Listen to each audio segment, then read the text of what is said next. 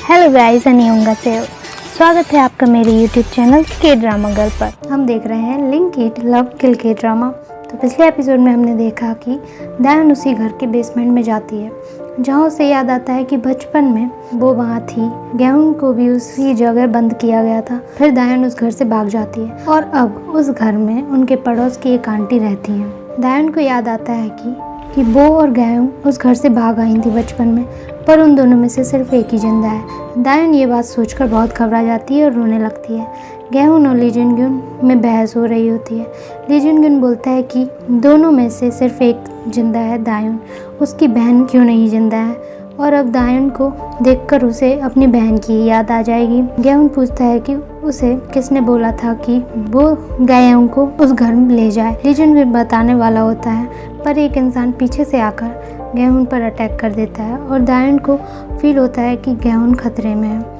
वो उसे ढूंढने चली जाती है और कॉल करती है। गेहूं उसी जगह अकेले बेहोश डला होता है। थोड़ी देर बाद उसे होश आता है। वो पुलिस को बुलाता है और सब बताता है।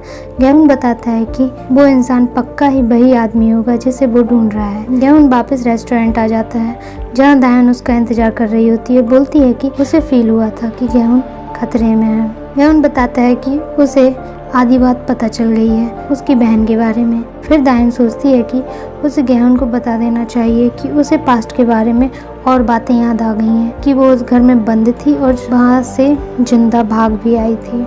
यहाँ गेहूं भी सोच रहा होता है कि उसे भी दायन को बता देना चाहिए कि वो विक्टिम थी और उसकी बहन के साथ थी। वो नहीं चाहता कि उसे चोट पहुँचे। फिर दायन अपने घर चली जाती है। अगले दिन दायन ब्रेकफास्ट करते हुए अपनी माँ और नानी को देखकर उन्हीं के बारे में सोच रही होती है कि उन्होंने ये क्यों छुपाया है कि बचपन में उसे किडनैप किया गया था। फिर दायन उनसे पूछने वाली होती है पर नहीं पूछती और वहाँ से चली जाती है। दायन की माँ घबरा जाती है। फिर जिन्हों गेहूं को बताता है कि क्या उन्हें वो फ्रिज बेच देनी चाहिए क्योंकि कई लोगों की उस फ्रिज पर नज़र है, और बताता है कि कई लोग उसे देखने आए थे, सब उसे ले जाना चाहते थे। फिर वहाँ जीवन तक आ जाता है।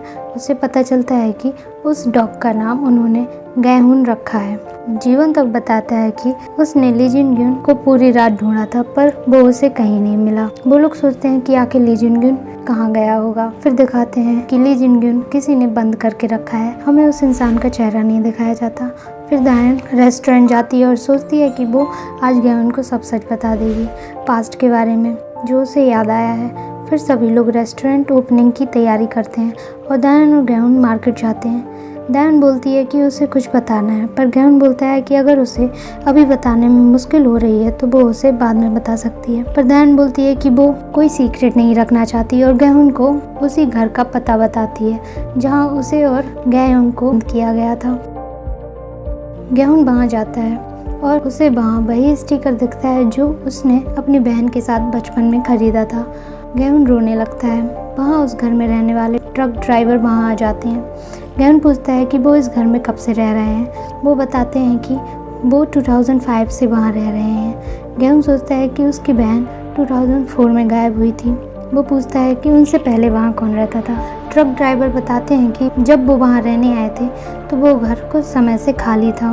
गेहूं जाते हुए पूछता है कि क्या उन्हें उसकी बहन याद है, पर वो मना कर देते हैं और अंदर आकर ग्लास तोड़ देते हैं। तभी वहाँ ट्रक ड्राइवर की वाइफ आ जाती है। रेस्टोरेंट आकर गेहूं दायन को सब बताता है। दायन बोलती है कि वो अपना बेस्ट ट्राई कर रही है कि उसे पास्ट के बारे में सब कुछ याद आ जाए। उस आदमी का चेहरा भी उसे अभी तक याद नहीं आया है। गेहूं उसे इतना परेशान होने से मना करता है। फिर दिखाते हैं कि दायन रेस्टोरेंट से घर वापस आ जाती है। दायन अपनी माँ से बोलती है कि वो भी आजकल अजीब बर्ताव कर रही हैं और जब वो छोटी थी तो उनका और पिता का डिवोर्स हो गया था। फिर उन्हें घर संभालने के लिए जॉब अकेले ही करना पड़ता था और दायन घर में अकेली रहा करती थी, ना ही उसके कोई फ्रेंड्स थे। दायन बताती है कि वो तब उन्हें पसंद नहीं करती थी, पर अब वो उनसे इस बात के लिए माफ़ी मांगती है। फिर दायन बोलती है कि उसे पास्ट के बारे में याद आने लगा है। अभी पूरा याद नहीं आया है, पर कुछ बातें हैं जो उसे याद आने लगी हैं। और क्या कुछ ऐसा है जो उसे उनके बारे में और नानी के बारे में पता होना चाहिए।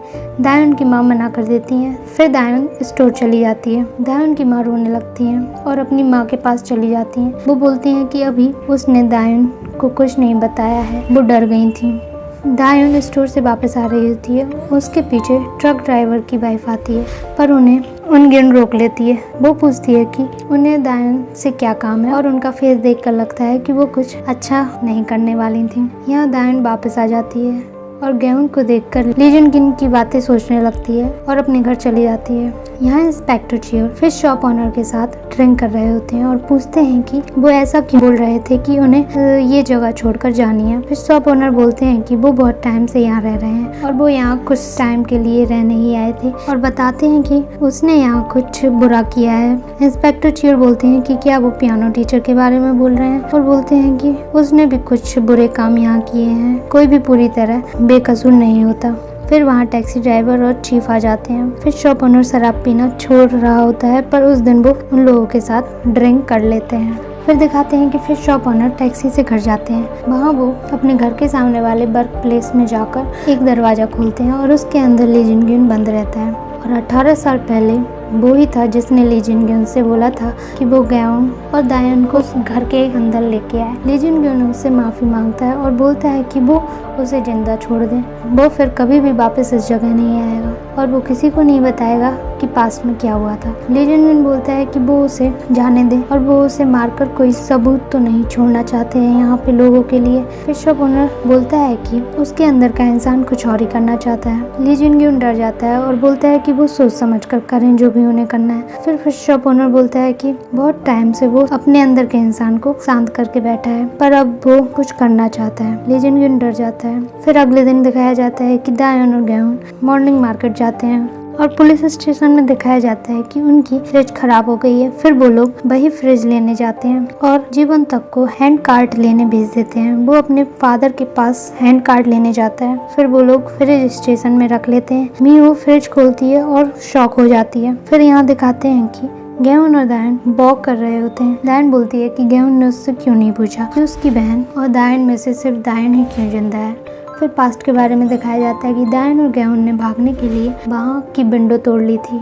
और वो दोनों वहाँ से भाग गई थी पर गेहूं को पैर में चोट लगी थी जिस वजह से वो दौड़ नहीं पा रही थी और वो आदमी उनके पीछे था। तो दायन गेहूं का हाथ छोड़कर वहाँ से भाग गई थी। दायन गेहूं से माफ़ी मांगती है और बोलती है कि उसके बाद उसे कुछ याद नहीं कि आगे क्या हुआ था और जब भी वो गेहूं को देखती है तो उसे उसी बात के बारे में याद आता है कि वो गेहूं को छोड़कर आ गई थी और ये बात उसे बहुत परेशान कर रही है। गेहूं उसे आगे कुछ ना बोलने के लिए बोलता है पर दायन बोलती है कि वो उससे ब्रेकअप करना चाहती है। और यहाँ दिखाया जाता है कि पुलिस स्टेशन में फ्रिज में ली जुनगिन की बॉडी मिली है। सभी लोग शॉक हो जाते हैं और वो फिश शॉप ओनर उसी जगह पर बैठकर ड्रिंक कर रहा होता है और एपिसोड यहीं खत्म हो जाता है।